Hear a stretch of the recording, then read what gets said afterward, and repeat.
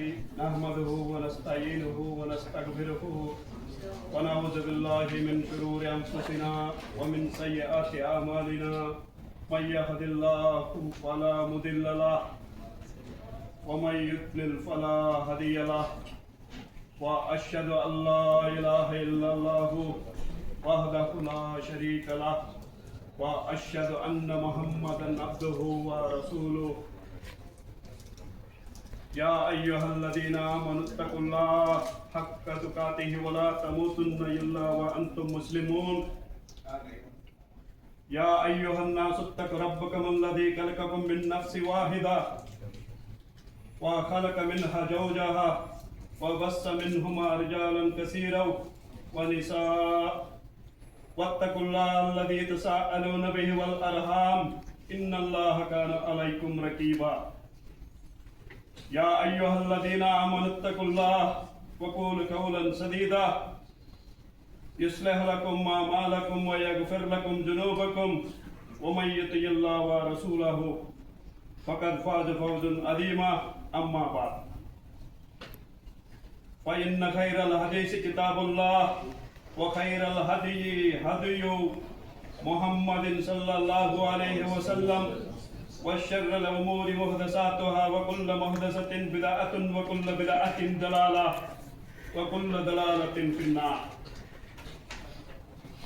أعوذ بالله من الشيطان الرجيم بسم الله الرحمن الرحيم سبحانك لا علم لنا إلا ما علمتنا إنك أنت العليم الحكيم رب اشرح لي صدري ويسر لي أمري واحلل عقدة من لساني يفقهوا قولي رب జిద్ని ఇల్మా రబ్బ జిద్ని ఇల్మా రబ్బ జిద్ని ఇల్మా.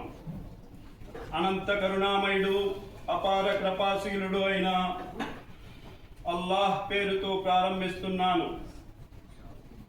సమస్త స్తోత్రాలు ప్రశంసలు సర్వలోక సృష్టికర్త పాలకుడు పోషకుడు అంతిమ దినానికి యజమాని అయినటువంటి అల్లాహ్ తాలాకి శోభిస్తాయి. ఆ అల్లాహ్ తాలా యొక్క కరుణా కటాక్షాలు శాంతి శుభాలు దైవ ప్రవక్తలందరిపై కురియుగాక. ముఖ్యముగా అంతిమ దైవ ప్రవక్త కారుణ్యమూర్తి ఆదర్శమూర్తి ప్రవక్తల నాయకుడు ముహమ్మద్ సల్లల్లాహు అలైహి వసల్లం పై వర్షించుగాక. నేటి నా అంశం నమాజు యొక్క ఘనత. నా ధార్మిక సోదరులారా, అల్లాహ్ తాను సృష్టించిన జీవరాశులన్నిటిలో మానవుడిని అత్యున్నతంగా ఎంతో అందమైన రీతిలో సృష్టించి అతని కొరకు పూర్తి సృష్టిని లోబరిచాడు. కనుక అటువంటి ఏకైక సృష్టికర్త అయిన అల్లాహ్కు కృతజ్ఞతగా మనిషి తన పూర్తి జీవితం అల్లాహ్నే ఆరాధిస్తూ విధేయతను పాటిస్తూ గడపాలి.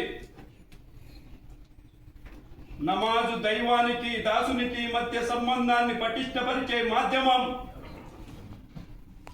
నమాజు ఒక దాసునికి అతని ప్రభువుకి మధ్య జరిగే సంభాషణ. నమాజు దారి తప్పిన హృదయాన్ని దైవి సన్నిధికి చేర్చే సాధనం. అల్లాహ్ సుబ్హానహు వ తఆలా సూరా బనీ ఇస్రాయిల్ ఆయత్ నంబర్ 44లో ఈ విధంగా తెలియపరుస్తున్నాడు. أعوذ بالله من الشيطان الرجيم بسم الله الرحمن الرحيم تسبح له السماوات السبع والأرض ومن فيهن وإن من شيء إلا يسبح بحمده ولكن لا تفقهون تسبيحهم ఇన్నహు కాన హలీమన్ గఫూరా. సృష్టి మొత్తం అల్లాహ్నే ఆరాధిస్తుంది. సప్తాకాశాలు భూమి వాటిలో ఉన్నవన్నీ అల్లాహ్ పవిత్రతని కొనియాడుతున్నాయి. ఆయన స్తోత్రంతో పాటు ఆయన పవిత్రతను కొనియాడని వస్తువంటూ ఏదీ లేదు. అయితే మీరు వాటి స్తుతిని గ్రహించలేరు. అల్లాహ్ గొప్ప సహనశీలుడు, క్షమాగుణం కలవాడు. నా ధార్మిక సోదరులారా, ఈ విశ్వములోని సమస్త సృష్టి రాశులు సూర్యుడు, చంద్రుడు, ఆకాశాలు, నక్షత్రాలు, గ్రహాలు, భూమి, వృక్షాలు, జంతువులు, పక్షులు, పర్వతాలు, సముద్రాలు, నదులు, ఇలా సమస్త సృష్టిలోని వస్తువులు వాటికి ఇష్టం ఉన్నా ఇష్టం లేకపోయినా అల్లానే ఆరాధిస్తున్నాయి, అల్లాకే విధేయత చూపుతున్నాయి, ఆయన ముందే సాష్టాంగ పడుతున్నాయి. కానీ సృష్టితాలు సృష్టించే విధానం ఎలా ఉంటుంది అనేది మన బుద్ధికి అందనిది. ఇప్పటి వరకు మానవుని జ్ఞానం అంతవరకు చేరలేదు. వీటిని సృష్టించిన సృష్టికర్త అల్లాకే బాగా తెలుసును. సూరా అర్-రాద్ ఆయత నెంబర్ 15లో అల్లాహ్ సుబ్హానహు వ తఆలా ఈ విధంగా తెలియపరుస్తున్నాడు. అఊదు బిల్లాహి మినష్ షైతానిర్ రజీమ్ బిస్మిల్లాహిర్ రహ్మానిర్ రహీం వలిల్లాహి యస్జుదు మన్ ఫిస్ సమవాతి వల్ అర్ది తౌఅన్ వ కరహన్ వ జిలాలుహుం బిల్ గుదువి వల్ ఆసాల్. ఆకాశాలలోనూ భూమిలోనూ ఉన్న సృష్టితాలన్నీ తమకు ఇష్టం ఉన్నా లేకపోయినా అల్లాహ్కు సాష్టాంగపడుతున్నాయి. వాటి నీడలు సైతం ఉదయం సాయంత్రం అల్లాహ్కే సాష్టాంగ ప్రణామం చేస్తున్నాయి.